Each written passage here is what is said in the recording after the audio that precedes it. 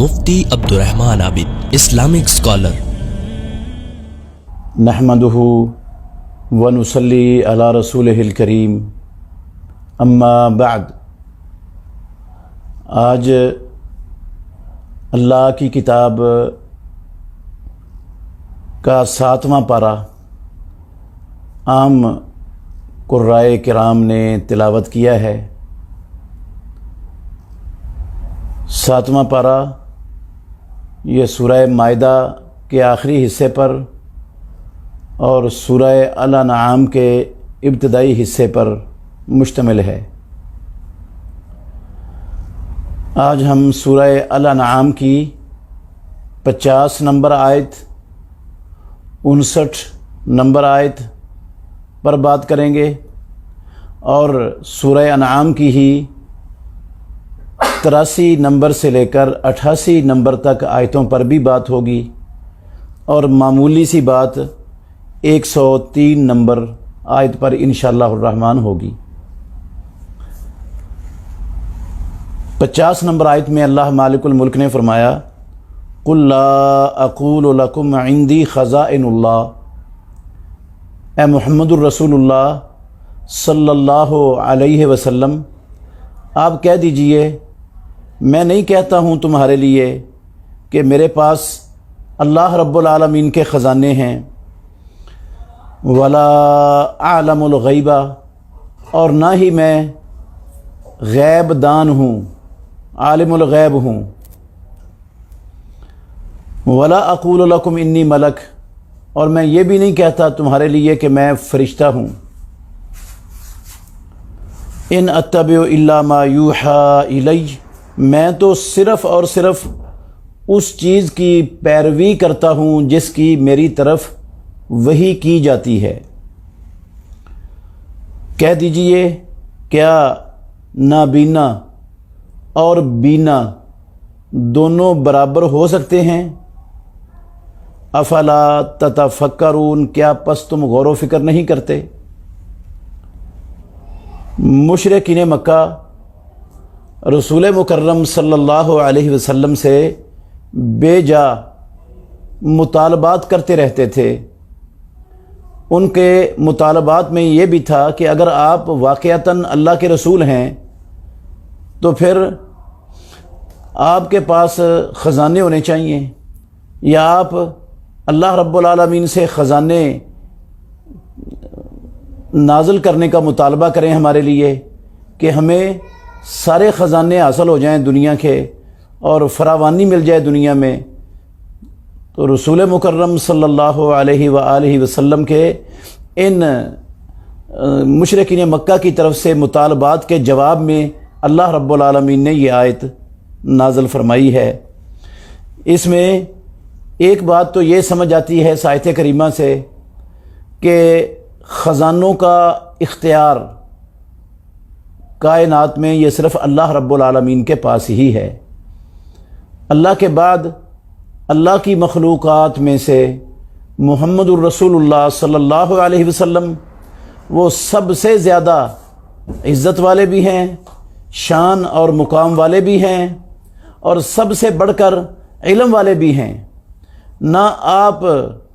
جیسا علم کائنات میں کسی کو عطا ہوا رب العالمین کی مخلوقات میں سے، نہ آپ جیسی شان کسی کو ملی، نہ عزت اور مقام کسی کو ملا، اور نہ قیامت تک اور جنت میں جانے تک کسی کو مل سکے گا جو اللہ نے محمد الرسول اللہ صلی اللہ علیہ وسلم کو بخشا۔ تو خزانوں کا اختیار امام الانبیاء محمد الرسول اللہ صلی اللہ علیہ وسلم کے پاس بھی نہیں تھا۔ اگر خزانوں کا اختیار آپ صلی اللہ علیہ وسلم کے پاس ہوتا، جس کو چاہتے جتنے چاہتے خزانے دے دیتے، تو سوال پیدا نہیں ہو سکتا تھا کہ خود محمد الرسول اللہ صلی اللہ علیہ وسلم اپنے مبارک پیٹ پر بھوک کی وجہ سے پتھر باندھتے، اور آپ کے جانثار صحابہ رضوان اللہ علیہم اجمعین اپنے پیٹوں پر پتھر باندھتے،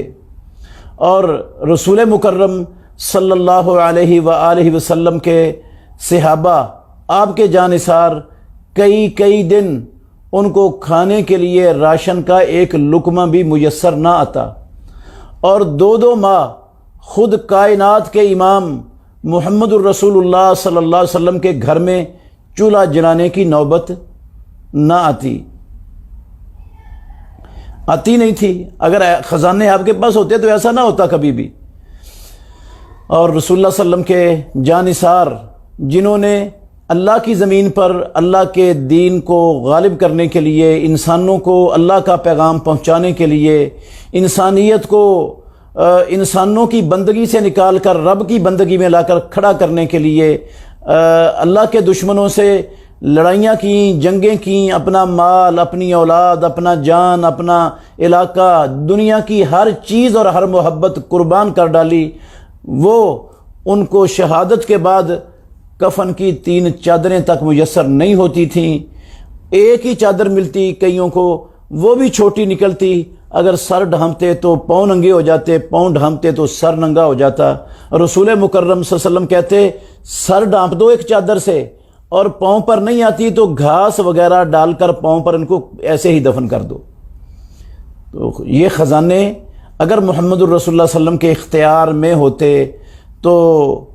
آپ صلی اللہ علیہ وسلم کے جانثاروں پر یہ کیفیت اور یہ حالت کبھی بھی ظاہر نہ ہوتی اور کبھی بھی نہ آتی۔ تو یہ آیت صریح نص ہے کہ یہ خزانے اللہ رب العالمین کے پاس ہیں، خزانوں کا مالک وہ ہے، اور خزانوں کا اختیار بھی صرف اللہ رب العالمین کے پاس ہے۔ وہ جس کو چاہے، جتنے چاہے، جب چاہے خزانوں سے نوازتا ہے، اس میں اللہ کے سوا کسی کا اختیار نہیں ہے۔ اور اگر ہم یہ سمجھ لیں کہ فلانا اللہ کا بندہ، نیک بندہ، فلانا بزرگ، ولی، پیر، وہ بھی خزانے بخشنے والا ہے، گنج بخش ہے، خزانے بخشتا ہے، مالدار کرتا ہے انسانوں کو، لوگوں کو، تو یہ شرک کے زمرے میں آئے گا، کیونکہ یہ صفت صرف اللہ رب العالمین کی ہے۔ اور دوسری چیز جو اس آیت کے اندر جس کی نفی کی ہے اللہ رب العالمین نے اپنے نبی کی زبان سے کروائی ہے، وَلَا أَعْلَمُ الْغَيْبَ، اے محمد الرسول اللہ صلی اللہ علیہ وسلم آپ یہ بھی اعلان کر دو کہ میں عالم الغیب نہیں ہوں، کہ تم مجھ سے جس چیز کا پوچھو اور میں تمہیں اس کا فوری طور پر جواب دے دوں، ایسی کوئی بات میرے پاس نہیں ہے، کوئی علم ایسا میرے پاس نہیں ہے کہ تمہارے ہر سوال کا ہر وقت میں جواب دینے کے لیے بالکل تیار ہوں اور مکمل میں آپ کو ہر سوال کا جواب دے دوں۔ مجھے تو اللہ رب العالمین نے جتنا علم عطا کیا ہے، جو دیا ہے، جتنا دیا ہے، میں وہ جانتا ہوں۔ اللہ رب العالمین مجھے جو اس نے نہیں دیا میں وہ نہیں جانتا، اگر وہ مجھے اس سے زیادہ دے دیتا تو میں زیادہ بھی جان سکتا تھا، اس سے کم دے دیتا تو کم بھی جان سکتا تھا۔ تو جتنا اللہ رب العالمین نے مجھے علم عطا کیا ہے وہ میں جانتا ہوں، جو دیا ہے اس کا مجھے علم ہے، باقی جو اللہ رب العالمین نے مجھے نہیں دیا وہ اللہ رب العالمین ہی جانتے ہیں، وہ میں محمد صلی اللہ علیہ وسلم نہیں جانتا۔ وَلَا أَعْلَمُ الْغَيْبَ، میں عالم الغیب نہیں ہوں، غیب نہیں جانتا ہوں۔ آپ دیکھیں محمد الرسول اللہ صلی اللہ علیہ وسلم جو اللہ کی ساری مخلوقات میں اللہ کے بعد سب سے زیادہ افضل ہیں، عزت و عظمت والے ہیں، شان اور مقام والے ہیں، وہ اگر عالم الغیب نہیں ہے تو اللہ کے باقی پیغمبر اور رسول کیا وہ عالم الغیب ہو سکتے تھے؟ ان کے بارے میں یہ عقیدہ رکھا جا سکتا ہے کہ وہ بھی عالم الغیب تھے؟ اگر آدم علیہ السلام عالم الغیب ہوتے تو کبھی بھی اس درخت کو کھانے کی کوشش نہ کرتے، شیطان کے بہکاوے میں کبھی بھی نہ آتے، جس کی وجہ سے ان کو جنت سے نکلنا پڑتا، اللہ سے معافی مانگنا پڑتی۔ اگر نوح علیہ السلام عالم الغیب ہوتے تو اپنے بیٹے کے لیے جب وہ ان کی آنکھوں کے سامنے غرق ہو رہا تھا، پانی میں ڈوب رہا تھا، اللہ رب العالمین سے کبھی اس کی نجات کے لیے دعا نہ کرتے، کبھی نہ کہتے کہ یہ میرا بیٹا میرے اہل میں سے ہے۔ اللہ رب العالمین نے آگاہ کر دیا اپنے جلیل القدر پیغمبر نوح علیہ السلام کو، انہ لیس من اہلک فلا تسألن ما لیس لک بہ علم، اے نوح علیہ السلام اس چیز کا مجھ سے سوال نہ کرنا جس کا تجھے علم نہیں ہے، یہ تیرا بیٹا تیرے اہل میں سے نہیں ہے۔ تو اگر انبیاء علیہ الصلاۃ والسلام عالم الغیب ہوتے تو ابراہیم خلیل الرحمن علیہ الصلاۃ والسلام کبھی بھی بچھڑا بھون کر گرم پتھروں پر ان مہمانوں کے سامنے پیش نہ کرتے جو فرشتوں کی شکل میں ابراہیم خلیل الرحمن فرشتے جو مہمانوں انسانی مہمانوں کی شکل میں آئے تھے، کبھی بھی ان کے سامنے بچھڑا بھون کر پیش نہ کرتے، اور کبھی ان کو نہ کہتے کہ تم کھاتے کیوں نہیں ہو۔ اور کبھی بھی لوط علیہ الصلاۃ والسلام اگر عالم الغیب ہوتے تو کبھی بھی جب ان کے پاس فرشتے نوجوان خوبصورت نوجوانوں کی شکل میں آئے، لوط علیہ الصلاۃ والسلام کی بد فطرت قوم وہ ان کی طرف لپکی تو کبھی بھی لوط علیہ الصلاۃ والسلام ان کے اس حرکت پر بے بسی کا اظہار نہ کرتے۔ اگر عالم الغیب ہوتے تو ان کو پتہ ہوتا کہ یہ فرشتے ہیں، وہ فرشتوں کو ہاتھ ہی نہیں لگا سکیں گے، پہنچ نہیں سکیں گے، ان کو نقصان پہنچا ہی نہیں سکیں گے۔ اگر انبیاء علیہ الصلاۃ والسلام کے پاس غیب کا علم ہوتا تو سلیمان علیہ الصلاۃ والسلام نے جب پرندوں کی حاضری لگوائی تو ہدہد کے غائب ہونے پر کبھی سوال نہ کرتے کہ ہدہد کہاں ہے، میں اس کو سخت سزا دوں گا یا میں اس کو ذبح کر دوں گا، یا میرے پاس وہ کوئی واضح دلیل لے کے آئے اپنے غائب ہونے کی، جب میں نے بلایا ہے تو کیوں حاضر نہیں ہوئے، کیوں وہ غائب ہوا ہے؟ تو اس نے بھی آ کر کہا انی جیتو کا من سبع بے نبع یقین، اے اللہ کے نبی میں آپ کے پاس ایک سبا قوم کی یقینی خبر لے کے آیا ہوں جو آپ کو معلوم نہیں ہے۔ وہ خبر اس نے بتائی تو سلیمان علیہ الصلاۃ والسلام کہتے ہیں ابھی ہم جائزہ لیتے ہیں کہ تو سچ کہہ رہا ہے یا جھوٹ بول رہا ہے۔ ساری تفصیل ہے یہ۔ اگر یعقوب علیہ الصلاۃ والسلام اللہ کے جلیل القدر پیغمبر ہیں، جد الانبیاء ہیں، اگر عالم الغیب ہوتے، ان کو غیب کا علم ہوتا تو کبھی بھی یوسف علیہ الصلاۃ والسلام کی جدائی پر غمگین ہو کر ان کی آنکھیں سفید نہ ہو جاتی، کبھی وہ بینائی سے محروم نہ ہوتے، کبھی وہ پریشانی کے عالم میں اپنی زندگی بسر نہ کرتے یوسف علیہ الصلاۃ والسلام کی جدائی میں۔ اور خود کائنات کے امام سرور کونین تاجدار مدینہ محمد الرسول اللہ صلی اللہ علیہ وسلم کی زوجہ مطہرہ پر، مومنوں کی ماں پر، عائشہ صدیقہ طیبہ طاہرہ پر جب منافقین نے بہتان لگایا اور طوفان بدتمیزی مدینہ طیبہ میں کھڑا کیا تو اللہ کے نبی کبھی پریشان نہ ہوتے، کبھی بھی عائشہ صدیقہ رضی اللہ عنہا سے نہ کہتے کہ عائشہ اگر تجھ سے غلطی ہو گئی ہے تو اعتراف کر لے، اللہ غلطی کا اعتراف کرنے والوں کو معاف کر دیتا ہے۔ کبھی بھی آپ صلی اللہ علیہ وسلم اسامہ سے اور کبھی بریرہ سے اور کبھی دوسرے لوگوں سے، کبھی سیدنا علی بن ابی طالب رضی اللہ عنہ سے کبھی مشورے نہ کرتے اس حوالے سے۔ اگر رسول مکرم صلی اللہ علیہ وسلم عالم الغیب ہوتے تو کبھی بھی وہ شہد والے واقعہ میں آپ شہد استعمال نہ کرنے نہ پینے کی کبھی قسم اٹھا کر اس کو حرام نہ کرتے۔ اگر محمد الرسول اللہ صلی اللہ علیہ وسلم عالم الغیب ہوتے تو کبھی بھی 70 صحابہ رضوان اللہ علیہ مجمعین جن کو مشرکین مکہ نے اس لیے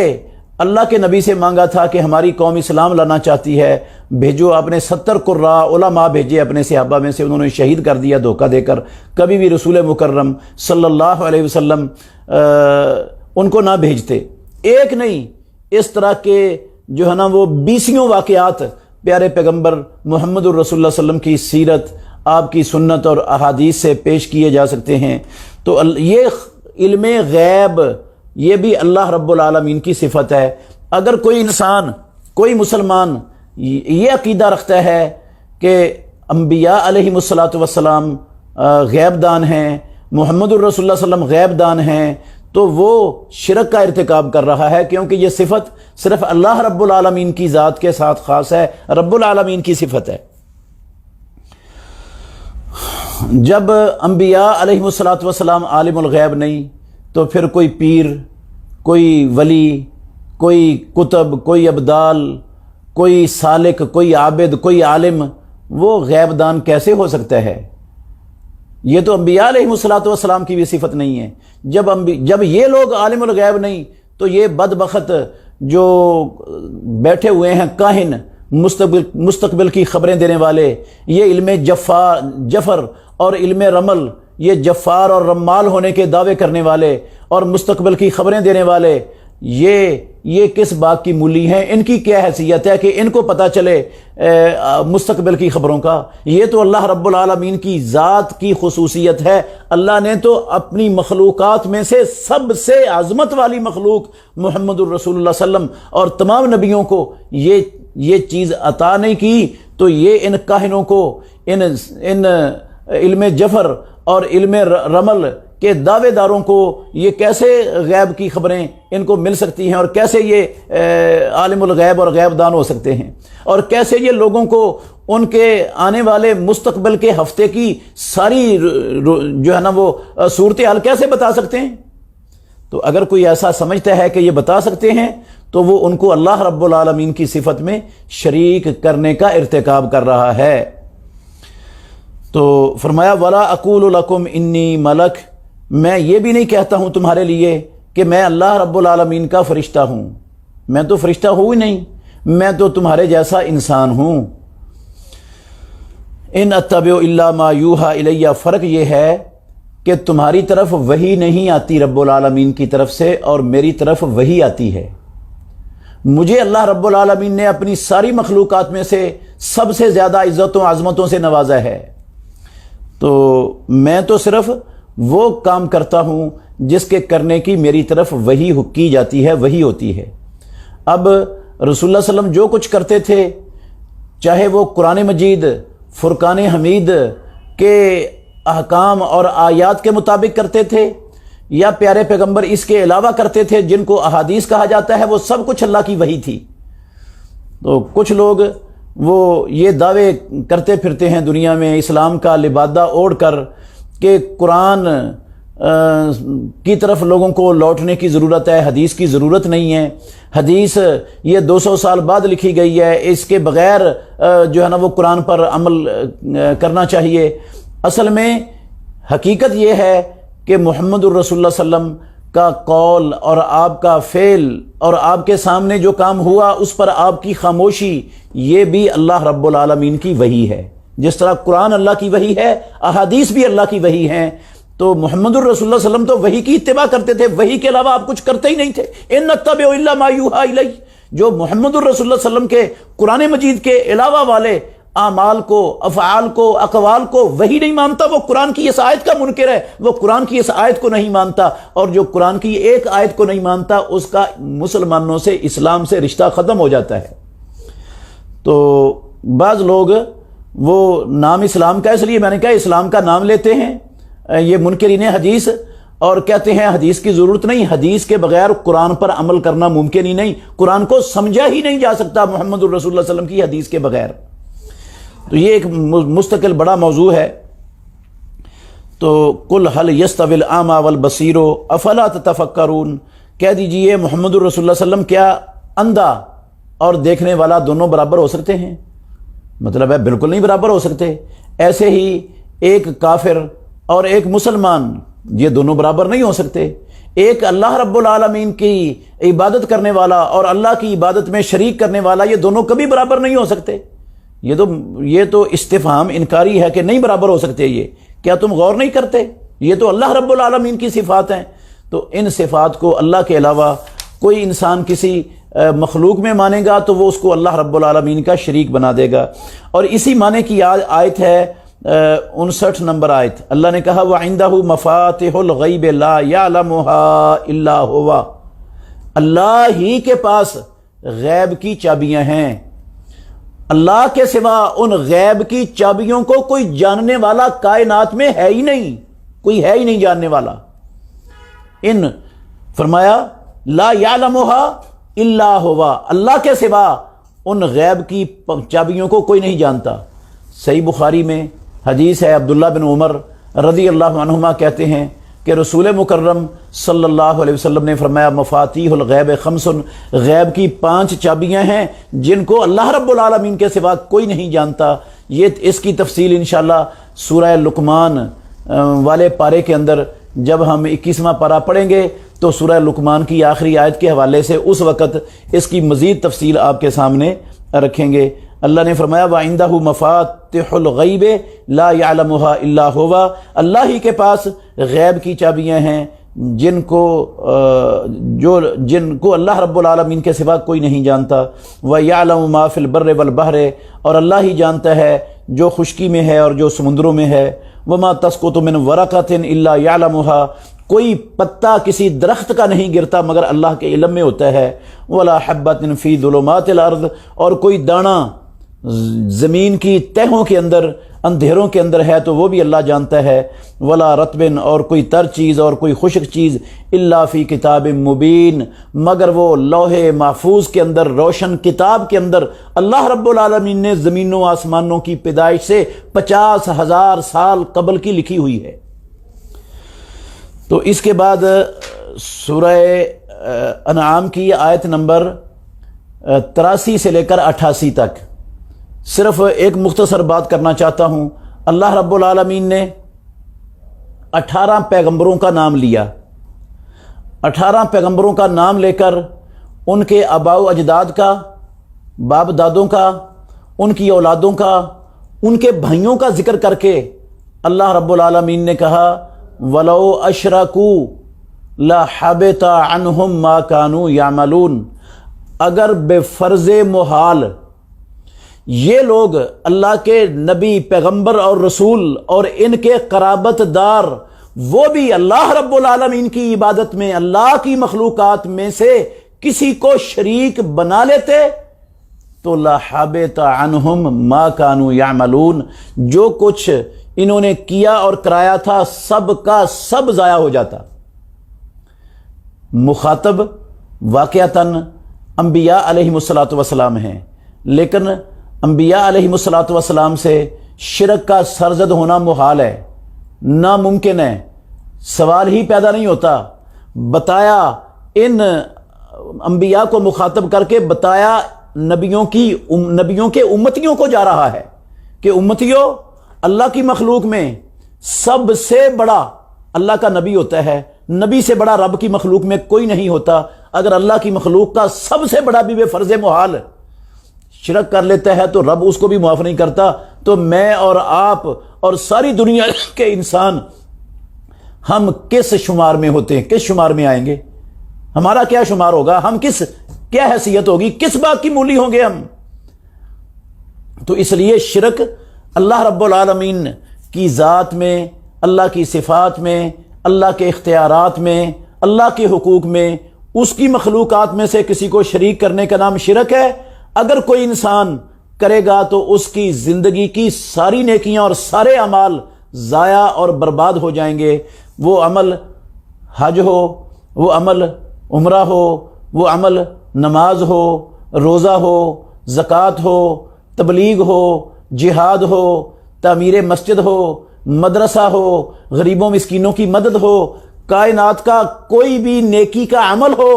اگر عمل کرنے والے کے عقیدے میں شرک کی ملاوٹ اور آمیزش موجود ہے تو وہ سارے کے سارے اعمال رائے گاں چلے جائیں گے، ضائع ہو جائیں گے۔ اللہ رب العالمین نے قرآن مجید میں کہہ دیا کہ لَحَبِطَ عَنْهُمْ، یقیناً وہ برباد ہو جائیں گے وہ سارے عمل ان سے۔ یہ شرک ایسا خطرناک گناہ ہے، ایسا جرم ہے، اس کے ہوتے ہوئے کوئی بڑے سے بڑا عمل کسی کام کا نہیں رہتا، وہ عمل سارا بے حیثیت ہو کر باطل اور برباد ہو جاتا ہے۔ اس عمل کی ایک ذرے کے کروڑویں حصے کے برابر کوئی قیمت نہیں رہتی رب العالمین کے۔ اور اللہ نے محمد الرسول اللہ صلی اللہ علیہ وسلم کو بھی مخاطب کر کے کہا سورہ زمر کی 65 نمبر آیت میں لَإِنْ أَشْرَكْتَ لَيَحْبَطَنَّ عَمَلُكَ وَلَا تَكُونَنَّ مِنَ الْخَاسِرِينَ، اے محمد الرسول اللہ صلی اللہ علیہ وسلم، اگر آپ سے بھی شرک سرزد ہو گیا تو آپ کے سارے عمل ضائع اور برباد ہو جائیں گے اور آپ گھاٹا اور خسارہ پانے والوں میں شامل ہو جاؤ گے۔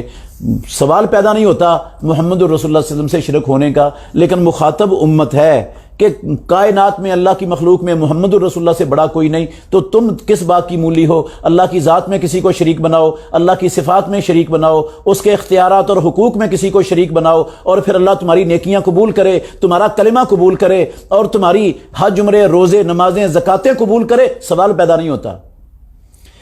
تو اعمال کی قبولیت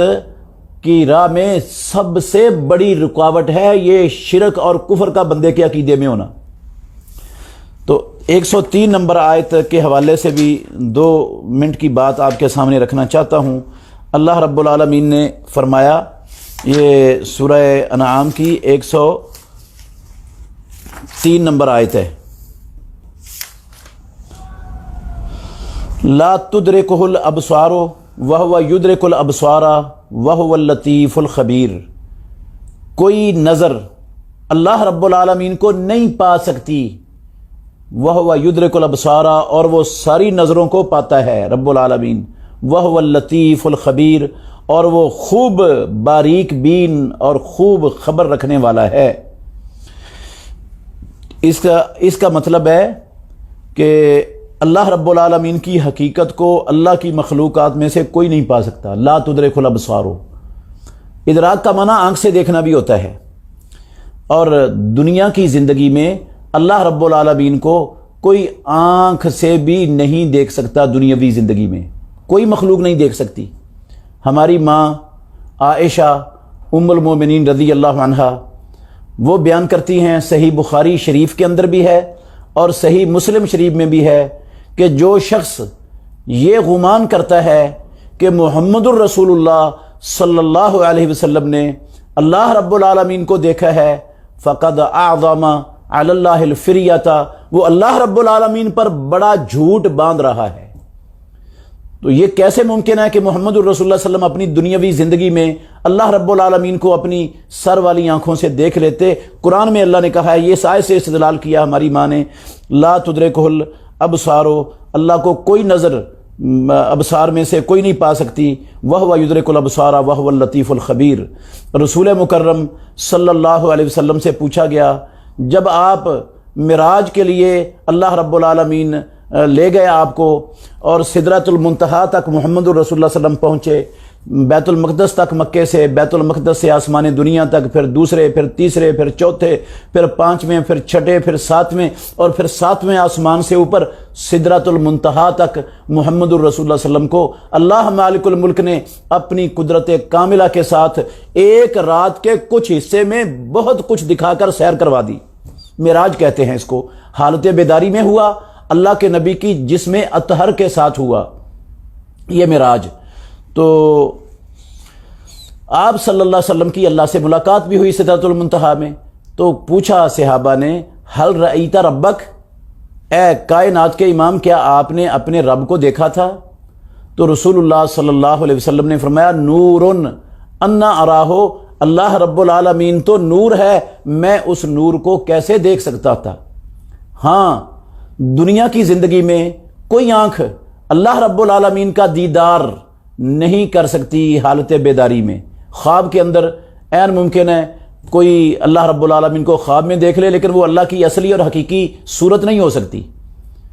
کیونکہ لیس کمثلہ شیء وہو السمیع البصیر، اللہ رب العالمین جیسی کائنات میں کوئی چیز ہے ہی نہیں، اور وہ خوب سننے والا اور خوب دیکھنے والا ہے۔ تو خواب میں اللہ کا دیدار ہو سکتا ہے، لیکن وہ اللہ کی اصلی اور حقیقی صورت نہیں ہے۔ اصلی اور حقیقی شکل رب العالمین کی، اس کا دیدار ہوگا جنت میں، انبیاء علیہ السلام بھی دیدار کریں گے، اور جنتی نیک لوگ جو جنتوں میں جائیں گے وہ بھی اللہ رب العالمین کا دیدار کریں گے۔ اور یہ جنت کی نعمتوں میں سے سب سے بڑی نعمت ہوگی، اس سے بڑی نعمت جنت میں کوئی نہیں، رب العالمین کا دیدار کرنا۔ اور یہ اللہ کا دیدار کرنے کے لیے کسی کو کوئی تکلیف نہیں اٹھانی پڑے گی۔ جس طرح سورج اور چاند چڑھے ہوئے ہوں، 14ویں رات کا چاند ہو یا سورج ہو سحر دوپہر میں، تو اس کو دیکھنے کے لیے ساری دنیا دیکھ رہی ہوتی ہے، کسی کو اس کو دیکھنے کے لیے کوئی تکلیف نہیں اٹھانی پڑتی۔ ایسے ہی اللہ رب العالمین کا سب اپنی اپنی جگہوں پر اللہ رب العالمین کا جنت کے اندر دیدار کریں گے، انبیاء علیہ السلام بھی دیدار کریں گے، ایمان والوں کو بھی یہ نعمت حاصل ہوگی جنت میں، اور جنت کی سب سے بڑی نعمت ہوگی۔ تو دنیا میں دنیا والی صحابہ رضوان اللہ علیہ مجمعین میں سے کوئی صحابی ایسا نہیں تھا جو رسول اللہ صلی اللہ علیہ وسلم کی رؤیت بصری کو ثابت کرتا ہو یا بیان کرتا ہو۔ عبداللہ بن عباس رضی اللہ عنہما وہ صرف دل کی آنکھوں سے دیکھنے کے قائل تھے، سر کی آنکھوں سے حالت بیداری میں اللہ رب العالمین کے دیدار کے وہ عبداللہ بن عباس رضی اللہ عنہما بھی قائل نہیں تھے۔ تو 1.5 لاکھ صحابہ میں سے کسی ایک صحابی نے بھی یہ نہیں کہا کہ محمد الرسول اللہ صلی اللہ علیہ وسلم نے اپنے رب کا دیدار کیا ہے اور دیکھا ہے۔ اللہ تعالی ہمیں سمجھنے کی اور عمل کرنے کی توفیق عطا فرمائے، قرآن کو سمجھیں اور قرآن پر عمل پیرا ہوں، اور قرآن کی دعوت